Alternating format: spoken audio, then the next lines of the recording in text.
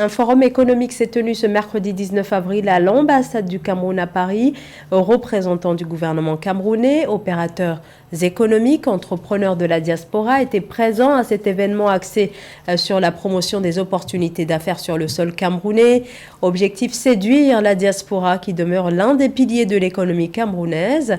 Une économie qui cherche à redynamiser ses petites et moyennes entreprises et les investissements. C'est un reportage de la rédaction avec les images de Moustapha Kanté.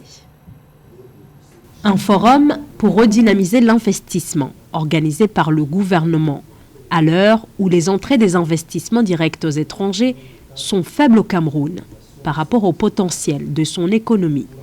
L'événement s'adresse aux Camerounais de France. Ici, à l'ambassade du Cameroun à Paris, ces entrepreneurs de la diaspora ont fait le déplacement ce mercredi matin. Ils sont en quête d'informations sur les dispositifs réglementaires et sur les différentes opportunités qu'offre actuellement le Cameroun. Nous avons pensé judicieux qu'il fallait mettre une emphase parmi les 9 secteurs prioritaires identifiés par la SND sur le tout premier, qui est le secteur de l'agro-industrie. Favoriser les investissements. Un défi qui passe notamment par la mise en place d'un dispositif d'accompagnement présenté par les autorités camerounaises comme étant adapté depuis la France. Un bureau, spécialement un guichet unique, spécialement dédié à l'accompagnement de la diaspora désireuse d'aller investir au Cameroun. Et ce bureau existe depuis le 9 août 2020 et nous avons reçu, comme je l'ai dit lors de mon exposé, une centaine de Camerounais. Mais qu'en pensent ces entrepreneurs qui ont assisté au forum? Nous leur avons posé la question. Les allègements, notamment au niveau fiscal, ou bien les avantages qu'on peut avoir, sont quelque chose aussi de très bénéfique, au sens que tout de même, quand on va au Cameroun, on vient aussi avec un certain danger, au sens qu'investir, c'est prendre des risques. Peut-être mieux protéger peut-être son écosystème entrepreneurial, parce qu'effectivement, on est face à des entrepreneurs ou des grandes multinationales qui sont beaucoup plus agressives et qui sont, elles, soutenues par leurs États. On entend des nouveaux dispositifs parce que je pense que tout le monde se rend compte que c'est juste pour le bien économique du pays. Les membres de la diaspora pensaient qu'il devait y avoir des guichets uniques, une rapidité de création d'entreprises, notamment grâce au guichet unique. Et c'était cette difficulté que l'État semble avoir un peu répondu. L'administration est encore un peu lente, mais je pense qu'il contribue déjà un peu à accélérer. C'est déjà une très bonne chose qu'il faut souligner. Relancer les investissements à travers le développement des petites et moyennes entreprises. Un enjeu crucial pour l'économie camerounaise, qui ces dernières années est confrontée à une baisse des investissements directs aux étrangers, qui ont atteint 488 millions de dollars en 2020, soit près de la moitié des investissements perçus une année auparavant. Pour discuter des enjeux de ce forum qui s'est tenu ce 19 avril à Paris, mais aussi des défis qui entourent les PME camerounaises, nous recevons dans ce journal Monsieur Achille Bassilekine, ministre camerounais des petites et moyennes entreprises, de l'économie sociale et de l'artisanat. Bonsoir, monsieur le ministre. Bonsoir, madame. Bonsoir. Alors, le forum économique s'est donc tenu ce mercredi ici à Paris, à l'ambassade du Cameroun. Les cibles de cet événement, bien sûr, c'est la diaspora camerounaise, mais aussi les investisseurs français et européens plus généralement.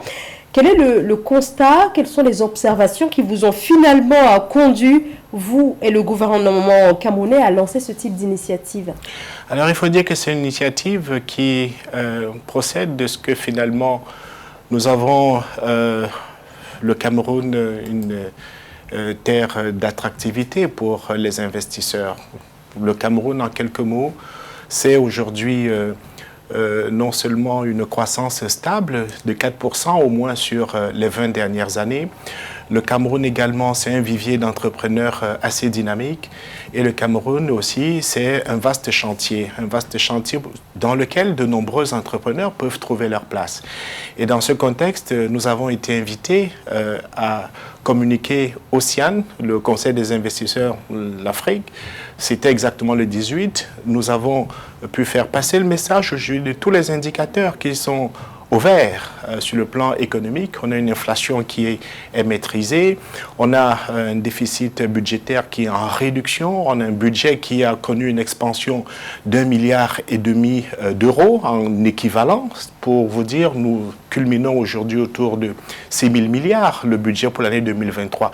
Et de nombreux secteurs également sont des secteurs de concentration en termes d'intérêt pour justement donner du contenu à la stratégie nationale de développement, qui est le dernier maillon permettant justement de faire du Cameroun une économie émergente entre 2020 et 2030, et donc à l'horizon 2035, on va certainement y parvenir.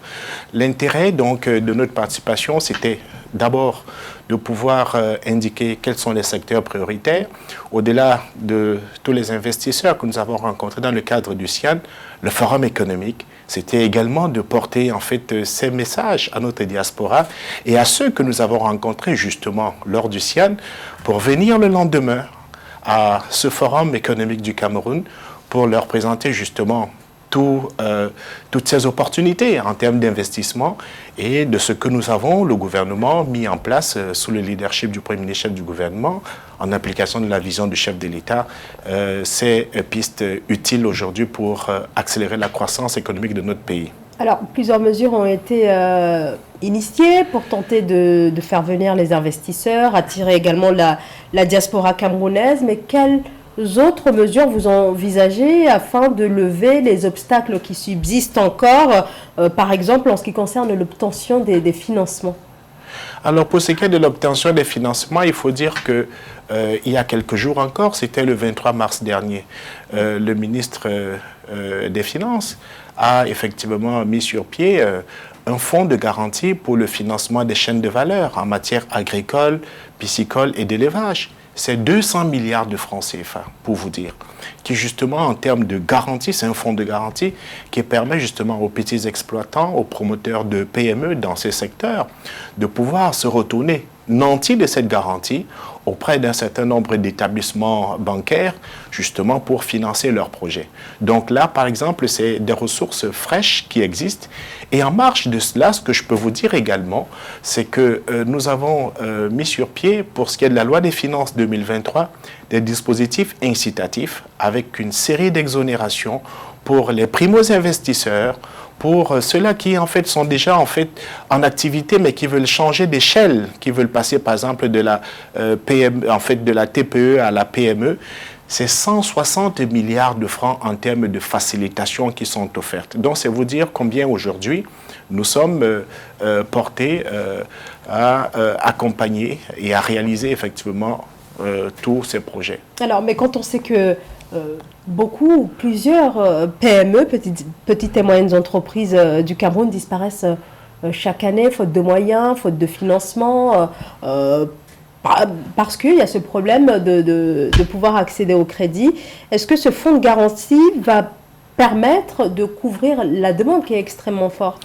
Alors, il faut dire que non seulement aujourd'hui, c'était le chaînon manquant.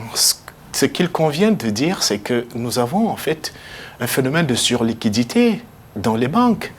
Les ressources existent, mais ce qui parfois peut faire défaut, c'est soit des projets qui ne sont pas suffisamment maturés de la part de ceux-là qui en fait viennent trouver en fait des financiers, mais aussi parfois c'est l'absence de mécanismes de garantie.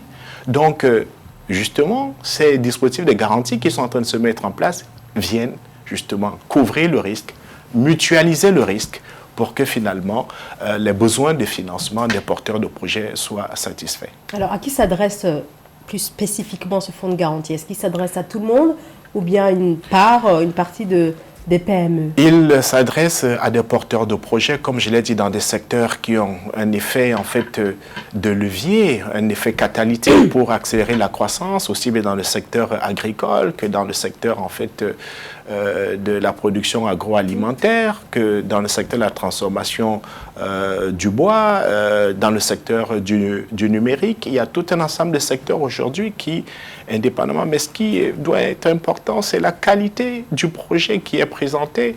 Et donc, lui, il fait l'objet d'une évaluation dans le cadre justement des mécanismes habituels. Mais je vous dis, le chaînon manquant, c'était justement ces dispositifs de garantie et qui, désormais, sont en train de se mettre en place. place. Alors, Monsieur le ministre, certains dénoncent encore un cadre macroéconomique qui n'est pas complètement favorable. Que répondez-vous aux Camerounais qui attendent encore que le gouvernement aille encore beaucoup plus loin dans ses mesures, au-delà du fonds de garantie? Comment envisagez-vous de renforcer le dispositif visant à créer un environnement plus propice aux affaires?